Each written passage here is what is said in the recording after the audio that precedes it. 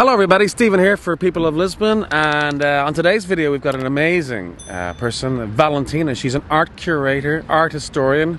Stay tuned for that. A couple of quick announcements. One, we are having a People of Lisbon meetup on the 13th of April next month. It's going to be great because we're going to have a big speed networking. We did it last month, it was a big success. If you're interested in coming along, the link is below the screen. And also, big shout out to our sponsor, Move In, Moving Abroad Made Simple. If you're interested in moving to Portugal or Lisbon, check them out. They will help you with everything from visas to taxes to school enrollment, everything. Move In, check them out. They are fantastic. And now to our video with Valentina.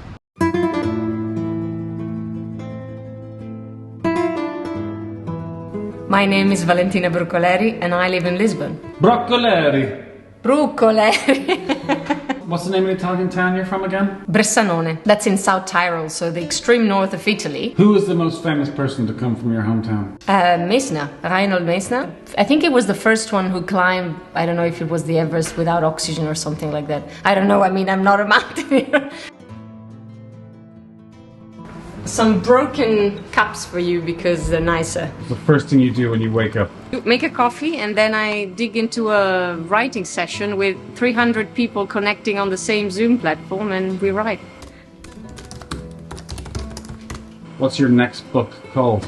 Don't have a title yet, but it will be something about the Silk Road storyteller or something. I'm telling the story of how Chinese porcelain, how ancient porcelain can tell us about ancient history, how people traded, ate, communicated, exchanged on the caravan routes of the Silk Road. I was inspired by the history, like by the people who lived before us. But when I was a kid, it was definitely the places. Like I would be inspired by castles when my parents would take me to, I don't know, Scotland, and we would visit an ancient castle. I just wanted to know who lived there. And then I lived in China when I was 16, learned Chinese. I was living with a Chinese family, went to Chinese school, so I just wanted to continue in Chinese art. What was your PhD called? Chinese ceramics and the Iranian world. Production, circulation, and reception.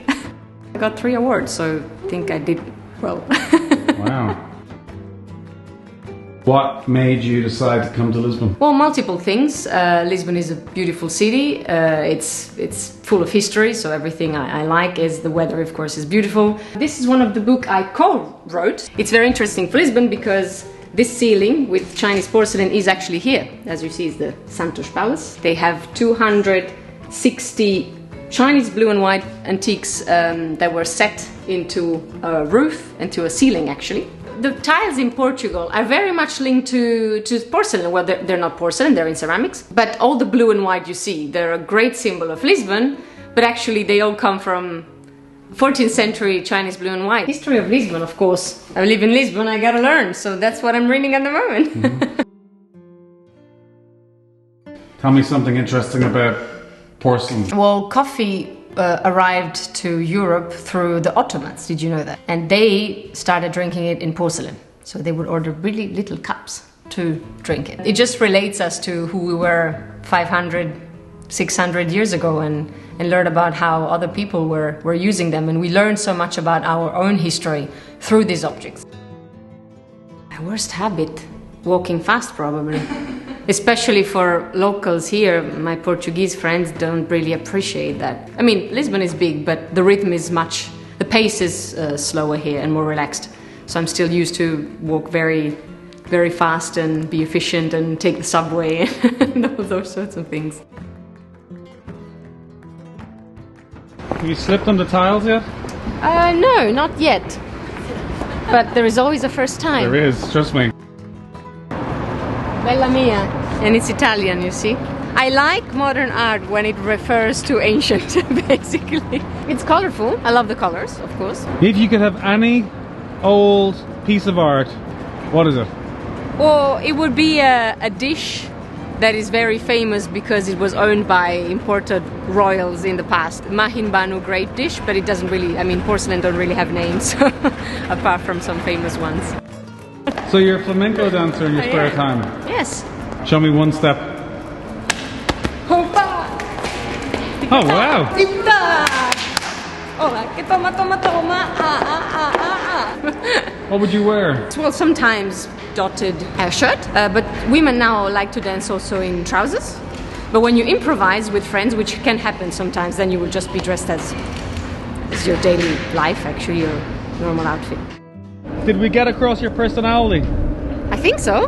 Tell me something about you that not many people know. Some things that not many people know is that I was doing at university fencing because my love for history. I just wanted to be D'Artagnan. So show me a fencing move.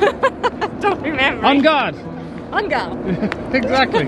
What's the future of porcelain? Have they discovered everything? What needs to be discovered? Oh, so many things need to be discovered. There's so many porcelain that are still under the ocean and resting on the seabed, and some under the sand in the desert or in other cities. So there's always things that have to be discovered. Give me some emotional words to wrap up this video. Think about what we all have in common and how to cherish our differences, because diversity is the win for everything. That'll do. Peace and love. Peace and love.